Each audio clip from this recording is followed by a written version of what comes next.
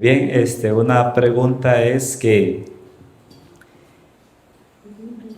hay muchos, he escuchado muchos videos donde dice que el tiempo de gracia, y he escuchado predicadores así bien famosos, donde dice que el tiempo de gracia primero se corta o llega primero a los adventistas, porque dice que ellos han tenido la verdad antes que las demás personas y porque el juicio comenzará por la casa de Dios.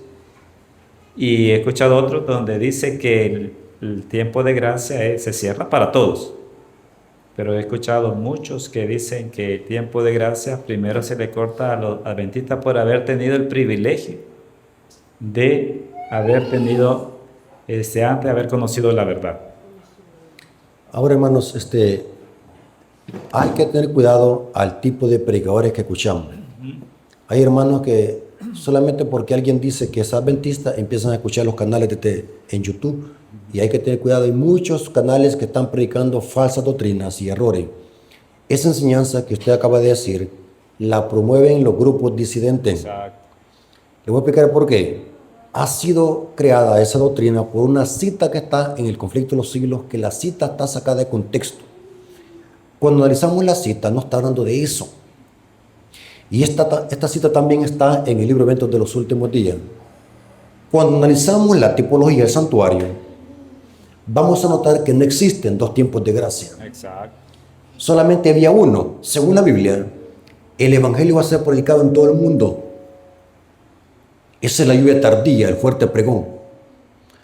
Cuando el Evangelio sea predicado, los mensajes de los tres ángeles van a madurar dos cosechas: la mies y las uvas, dice Apocalipsis 14. O sea que van a haber dos cosechas maduras antes de que Cristo venga. Y eso lo va a hacer la lluvia tardía. Terminando la proclamación del mensaje del tercer ángel, se cierra la puerta de la gracia para todos al mismo tiempo. Exacto. No existe para unos primero y para otros después. Esa enseñanza ha sido creada por los grupos disidentes, pero carece de fundamento bíblico y contradice la tipología del santuario. Porque el día de la expiación solamente era uno, y cuando se cerraba, cuando salía el sacerdote o el sumo sacerdote del lugar santísimo, ya había terminado el tiempo de gracia. No es que primero se cerró para los israelitas y después quedaba abierta para las religiones paganas alrededor. Eso es ilógico y inconsistente. La Biblia dice: el que es justo sea justo todavía, el que es injusto sea injusto todavía, y ahí dice: el que es santo santifíquese todavía, porque la puerta se habrá cerrado para todos al mismo tiempo. No existe eso de dos tiempos de gracia, no existe. Y ha sido creada por una mala interpretación de las citas de Elena de White. Yo siempre he dicho, hermano, los adventistas estudiosos no hacemos eso que hacen los grupos disidentes. Los grupos disidentes primero van a leer el espíritu de profecía, lo interpretan a su modo y después buscan un texto para acomodarlo a esa interpretación que ellos hicieron de la cita. Los adventistas estudiosos verdaderos no hacemos eso. Primero comprendemos la Biblia desde sí misma y después nos vamos a leer los escritos de Elena de White y vemos de que armonizan, pero ellos al revés lo hacen. Quieren entender los escritos de Elena de White aislando la Biblia de los escritos de Elena de White. ¿Me doy a entender? Amén. Hay que tener cuidado. Hay grupos disidentes que sus doctrinas las defienden solamente con citas de Elena de White, pero sacadas de contexto. Pero cuando nos vamos a la Biblia, dice otra cosa. Por ejemplo, yo predicaba en mi iglesia que los de la vara del pastor, los davidianos adventistas, dicen: Elena de White dice que es pecado diezmar el sábado, hay que diezmar el domingo. Y usan una cita de Elena de White fuera de contexto, donde Elena de White comenta que el principio donde Pablo recogió la colecta el primer día de la semana en 1 Corintios capítulo 16, Elena de White dice que también se aplica al diezmo. Pero cuando leemos las demás citas hacia abajo, Elena de White dice que el día más especial donde podemos diezmar es el sábado. Ahora, cuando nos vamos a la Biblia, tiene sentido eso. Porque el cuarto mandamiento no prohíbe diezmar, sino que prohíbe que el trabajo secular innecesario que lo podemos hacer cualquier día de la semana. No dice y el mandamiento no diezmarás porque es pecado. Eso lo enseñan los de la vara del pastor. Tengan cuidado. Si ustedes permiten que los de la vara vengan acá, le van a dejar solamente las paredes acá. Sí, así es. Porque son astutos para engañar a los hermanos. Y así como estamos nosotros, tibios, como un huevo tibio, fácil nos engañan. Hay hermanos que no estudian. Cualquiera les da carreta y creen. Así es. Entonces hay que estudiar. Otra pregunta, hermano. Va, muy bien.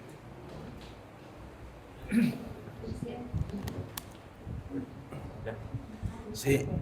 Hermanos, que Dios los bendiga. Mi pregunta es, ¿qué es Seol? Y si hay versículos de la Biblia donde mencione cuando Dios resucita, no resucita él solo. Dice que Jesús resucita y lleva una primicia con él para arriba. Entonces, mi pregunta es si hay nombres de la primicia que resucitó en ese día. La palabra Seol es del hebreo sepulcro. Y en griego es el equivalente a Hades. Sheol, Hades, es sinónimo de sepulcro. Por ejemplo, no dejarás mi alma en el Sheol. Significa que Cristo no iba a quedar ¿qué? En el sepulcro, iba a resucitar.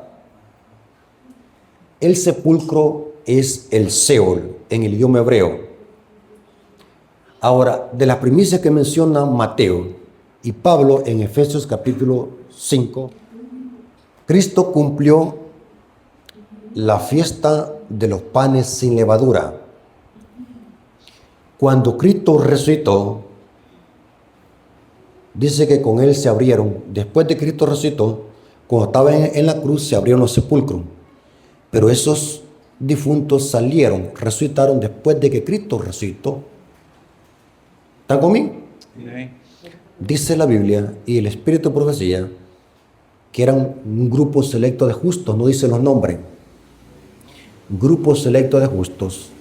Posiblemente allí había resucitado Juan el Bautista porque había la noción de que Juan había resucitado. Herodes se espantó cuando escuchó hablar de Cristo, cuando escuchó de que había una noción de que Juan había resucitado. Se entiende por lógica de que en esos justos que resucitaron estaba Juan el Bautista. Pero dice la Biblia, y lo corrobora el Espíritu de Profecía, que esos justos fueron a Jerusalén a testificar de que Cristo había resucitado y había triunfado por la muerte. ¿No tiene qué impacto ver a un difunto predicando, a un muerto que hoy resucita predicando? Y aún así los fariseos ¿qué? No creyeron. ¿Se acuerdan lo que dio Cristo? Ni que algunos se levantaran los muertos no creerán. Se levantó Lázaro y se levantaron los otros muertos, no creyeron. ¿Qué es lo que hicieron los fariseos? Los sacerdotes con los apóstoles en el libro de Hechos. Levantaron una gran persecución, no creyeron. Entonces la Biblia no menciona nombre, solo dice un grupo selecto de justos. No sabemos quiénes, Dios los seleccionó, pero fueron las primicias. Y de paso, hermano, otro detalle, antes de que me haga la pregunta. Esos justos que resucitaron con Cristo, ascendieron con Cristo cuando subió al cielo en su ascensión, iban detrás. Eso dice deseado a toda la gente, y lo dice Pablo también, que iban detrás de Cristo cuando entronizó a los portales celestiales. Eso dice el libro deseado a toda la gente. Dígame su pregunta, hermano. Hermano, Apocalipsis 20:14 dice: la muerte y el Hades fueron lanzados al fuego. Pregunta es que son seres, la muerte y el Hades, para que fueran lanzados al fuego. Explico. En la Biblia, más que todo en Apocalipsis, encontramos metáforas, quiasmos encontramos poesía en Apocalipsis. O sea, ese es un lenguaje figurado para hablar cómo Dios le pondrá fin al pecado y a la muerte. Oh muerte, ¿dónde está qué? Tu aguijón. Tu aguijón. ¿Dónde está tu, oh sepulcro, dónde está tu victoria? ¿Por qué? Porque al final, ¿qué es lo que va a hacer? Dios va a erradicar la muerte del pecado y al diablo. Se usa el lenguaje figurado de que la muerte y el Hades fueron lanzados ¿qué? Al lago de fuego, dando a entender de que Dios le va a poner ¿qué? Fin al pecado y a la muerte. Eso no se debe entender literal, porque para que exista muerte, tiene que haber alguien que le ejerza y es el diablo el autor de la muerte. O sea que el diablo, al desaparecer él, va a desaparecer ¿qué? También el pecado y la muerte. ¿Estamos de acuerdo? En él se va a cumplir la paga del pecado que es muerte. Pero todos sabemos de que después de los 1000 años, ¿qué va a pasar con el diablo? Va a ser lanzado ¿qué? Al lago de fuego. Y se entiende que si va a ser lanzado al lago de fuego él, allí va incluido ¿qué? La muerte y el Hades. Porque él es el autor de la muerte. El diablo ha venido para ¿qué? Para hurtar, matar ¿qué? Y destruir. Yo he venido de Cristo para que tenga ¿qué? Vida y vida en abundancia. Ese versículo lo podemos entender a la luz de 1 Corintios 15, donde Dios le va a poner fin a la muerte y al pecado. Concuérdelo con 1 Corintios capítulo 15, versículos 51 hasta el 56. Léalo en su casa. Yo, mi hermano, quiero preguntarle sobre un versículo que dice en el libro de Apocalipsis 20:10.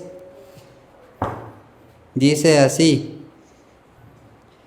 y el diablo que los engañaba fueron lanzados en el lago de fuego y azufre. ¿Qué es eso? Primera pregunta. El lago de fuego y azufre, donde estaban la bestia y el falso profeta, y serán atormentados día y noche por los siglos de los siglos. Contestando la pregunta del hermano, el libro de Apocalipsis no fue escrito en orden. Tiene fragmentos repetitivos. Se repite un fragmento, se vuelve a repetir y así va por segmentos del libro de Apocalipsis. Para entender Apocalipsis 20:10 tenemos que leer Apocalipsis 19:20. Ese es el contexto. Dice que el comentario, estaban, donde estaban. Esa palabra ha sido añadida por la Reina Valera 60, no existe. Dice que el texto dice, fueron lanzados, no es que estaban, dando a entender de que estaban, de primero pasaron 1000 años y volvieron a ser echados al lago de fuego después de los 1000 años. Eso se presta confusión. Lo que pasa es que el libro de Apocalipsis fue escrito por segmentos, pero la bestia y el falso profeta van a ser lanzados después de los 1000 años. Ahora, los pioneros, explico este detalle muy importante. Esto es solamente interpretación, lo corrobora el comentario bíblico adventista. Yo puedo darles una cátedra sobre este versículo en otra vez que venga. Yo quisiera que me invitaran más a menudo, hermano. Yo les digo, hermanos, invítenme hoy que tengo fuerza, porque yo voy a envejecer y voy a morir. Así que sáquenme la última gota. Sí, porque tenemos que envejecer y morir. Así que aprovechenme. Escuchen. Dice el comentario bíblico adventista que los pioneros, incluyendo Jaime White, interpretaban de que al principio de los 1000 años va a haber un lago de fuego y después de los 1000 años iba a haber otro lago de fuego. Esa es la interpretación que daban los pioneros, dice el comentario bíblico adventista. Interpretación que tiene sentido para armonizar el libro de Apocalipsis, especialmente esta cita. Pero técnicamente, ¿cuándo va a ser lanzado la bestia y el falso profeta y el diablo? Va a ser después de ¿qué? De los 1000 años. Esa es la respuesta más lógica de este texto, porque entonces tenemos que creer en que el alma es inmortal. Estaban quemándose al principio y no se quemaban, eso es alma inmortal. Y ya al final de los 1000 años hay otro lago de fuego donde son lanzados. Pero la respuesta más sensata es de que la bestia y el falso profeta van a ser lanzados, no es que estaban, van a ser lanzados hasta después de los 1000 años, donde ese fuego va a caer del cielo y los va a calcinar. Porque aquí dice lago de fuego y azufre. ¿Cuándo va a ser ese lago? Después de los 1000 años. Y el que no fue hallado en el libro de la vida fue lanzado ¿qué? Al lago de fuego. El lago de fuego va a ser después de los 1000 años. ¿Estamos de acuerdo?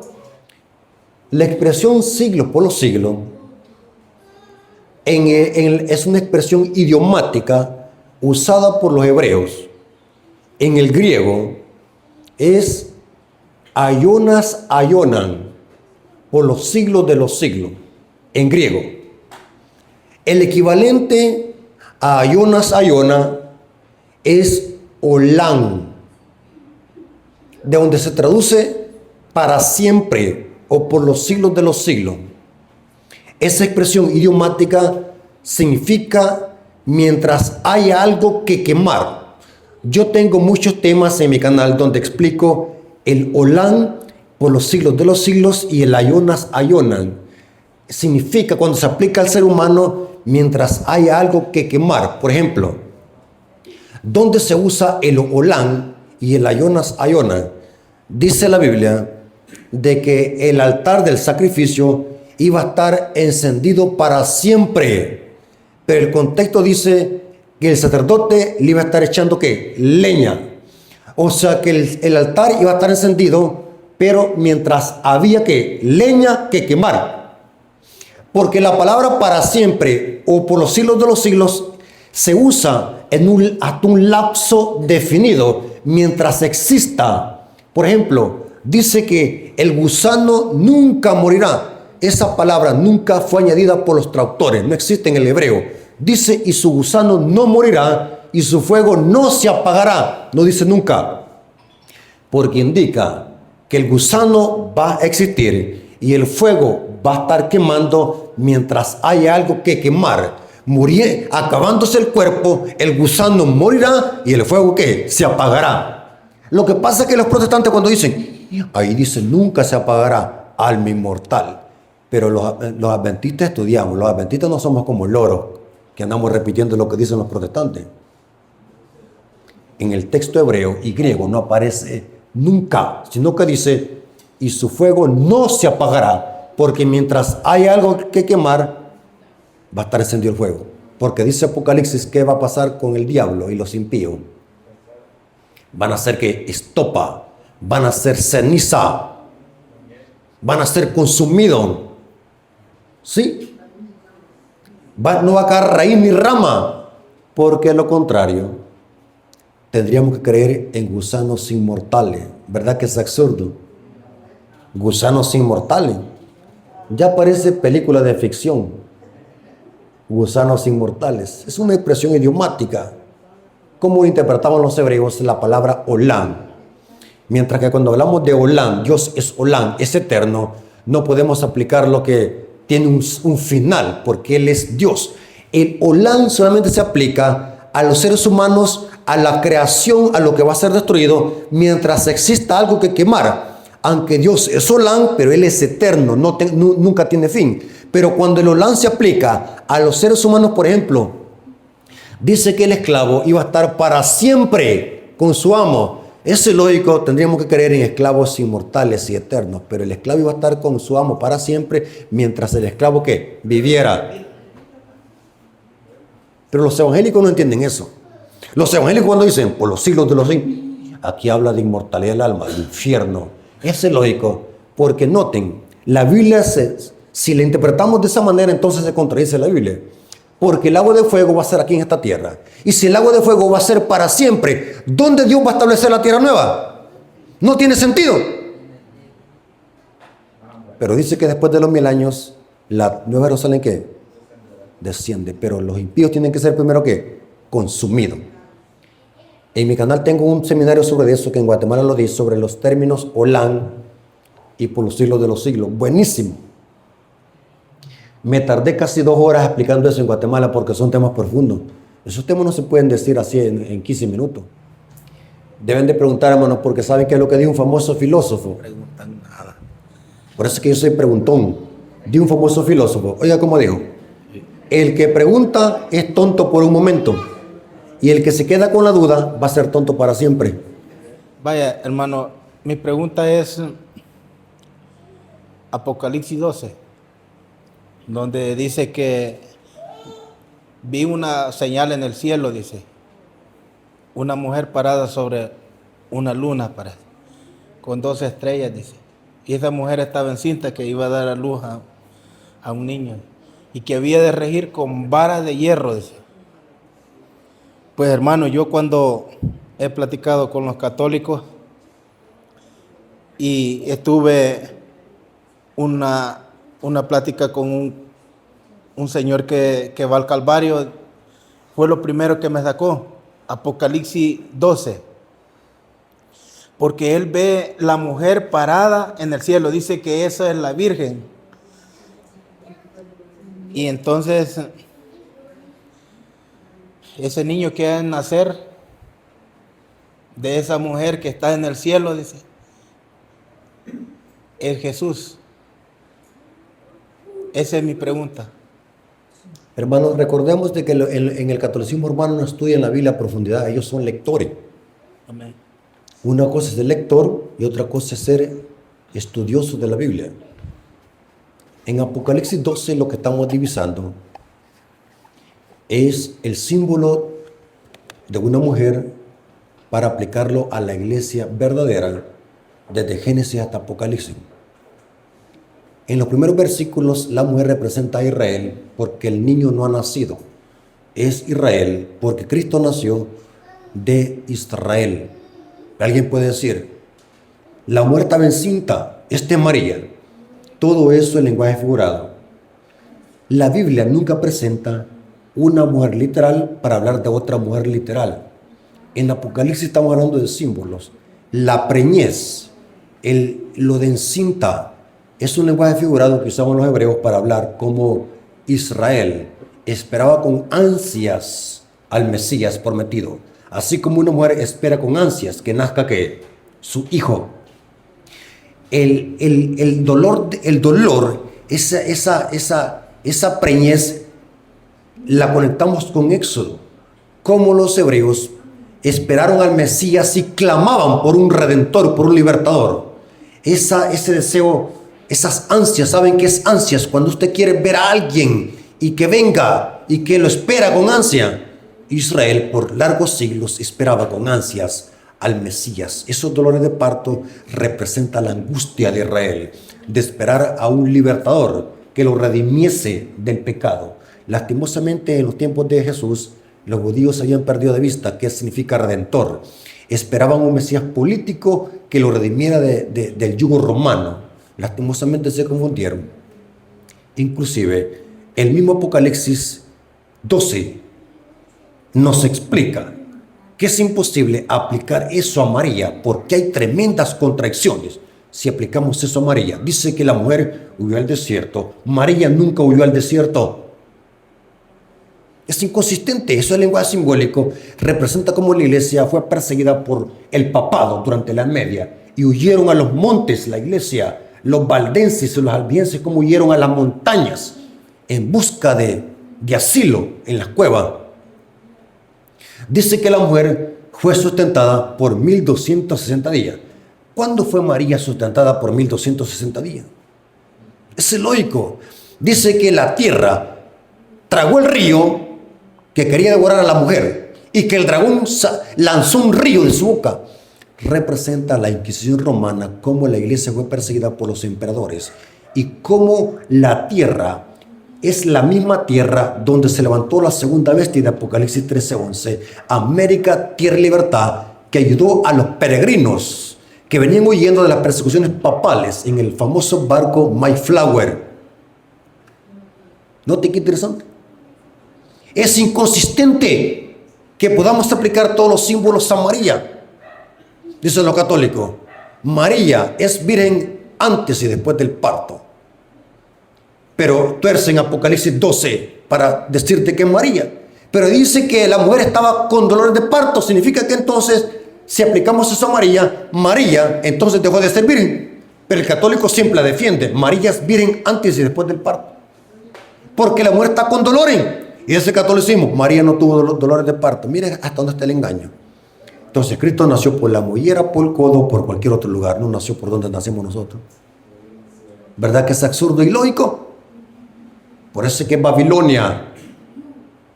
El catolicismo romano es Babilonia. La Biblia claramente dice que esa mujer representa al pueblo de Dios que guarda los mandamientos. ¿Cómo lo sabemos? Porque esa mujer en el Apocalipsis 14:11 se le llama a los santos que guardan el mandamiento. Significa que esa mujer es símbolo de ¿qué? De los santos que guardan ¿qué? Los mandamientos. La Biblia es su propio intérprete. Otra pregunta, hermano. Una pregunta de lo que está aconteciendo últimamente, ¿verdad? De la guerra.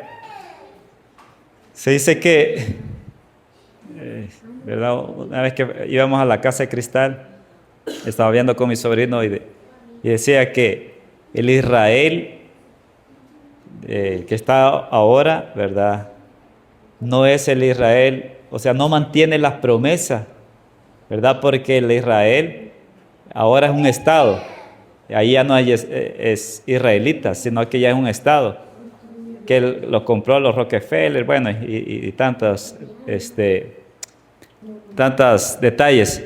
Pero, ¿será que el Israel de ahora, o sea, todavía mantiene la protección o la promesa de los patriarcas? ¿O será que Israel de ahora, ¿verdad?, no tiene ya nada que ver, ¿verdad? Porque vemos que Israel está invadiendo y no lo pueden destruir. Y muchos dicen, porque todavía tienen las promesas del Señor, o porque todavía tienen la bendición del Señor.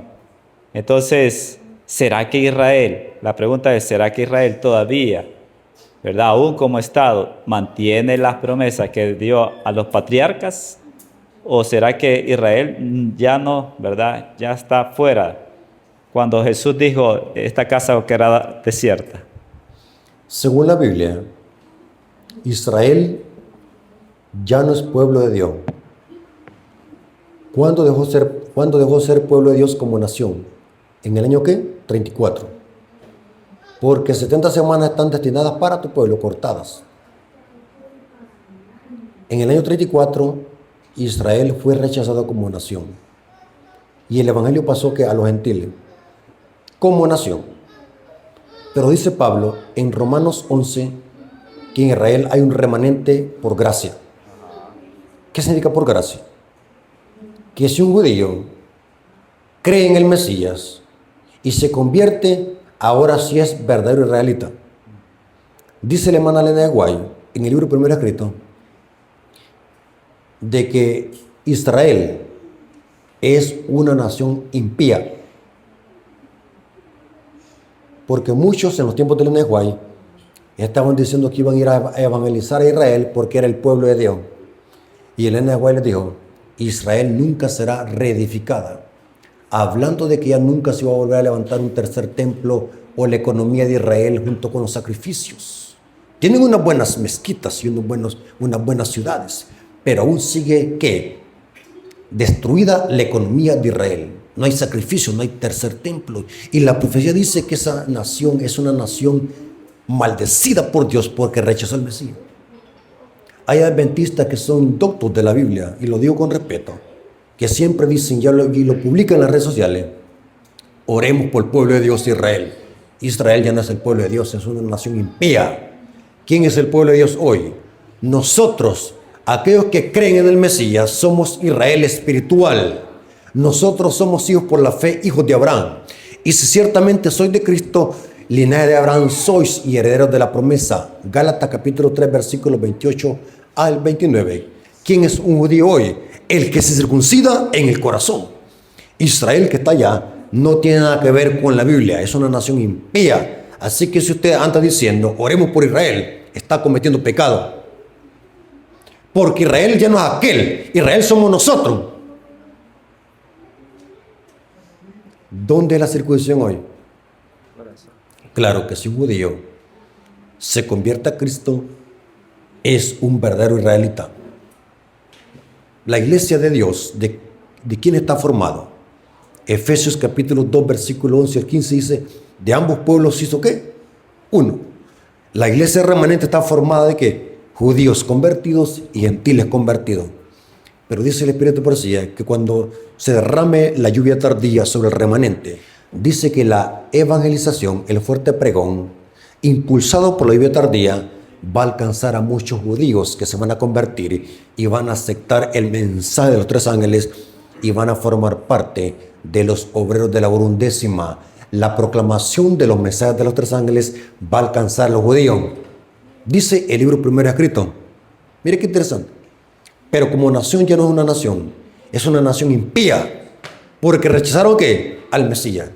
Cristo maldijo la higuera y se secó de raíz. Como nación, ya Dios no tiene un trato con Israel. Pero como remanente, ahí tenemos un remanente. ¿Saben que hay judíos que ahora han aceptado el mensaje?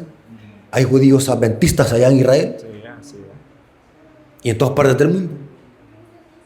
¿Sabe de que el ladrón en la cruz, que se arrepintió a última hora, dice Elena de White, en el libro de Sabato la gente dice que representa a muchos judíos que al final van a aceptar y se van a convertir? A última hora son los obreros de la hora undécima, la última hora. Tengo muchos videos en mi canal sobre eso. ¿Alguna otra pregunta, hermano? ¿Algún otro hermano que hace la pregunta? Si no, hasta aquí llegamos.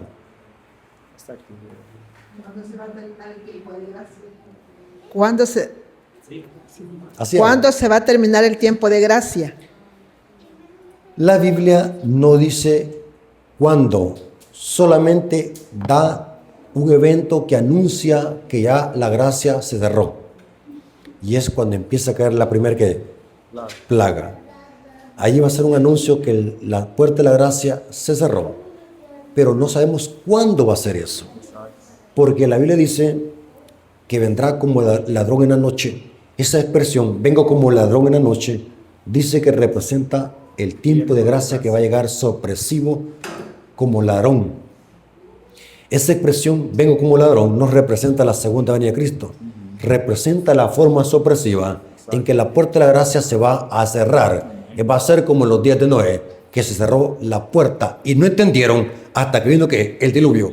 Pero los hijos de Dios vamos a entender que la gracia se cerró, la puerta de la gracia se cerró cuando empiezan a caer ¿qué? Las plagas. Va a significar para nosotros que el sellamiento terminó, la proclamación de los mensajes de los 3 ángeles terminó, caen las plagas, la puerta se cerró. Igual como en el arca. O sea que tenemos un evento, pero no sabemos cuándo va a pasar eso. No podemos decir de aquí a 10 años o 40 años, no sabemos. Lo que sí que, según la Biblia, va a ser muy pronto. Que el tiempo de gracia va a terminarse. Entonces, hermanos, vamos a orar para darle gracias a Dios por esta clase que hemos tenido. ¿Cuántos nos hemos deleitado? Amén. ¿Han aprendido? Sí. Amén. Hermanos, vamos a darle gracias a Dios porque Él ha estado con nosotros. ¿Cuántos creen de que Dios estuvo con nosotros? Amén. Vengamos de rodillas.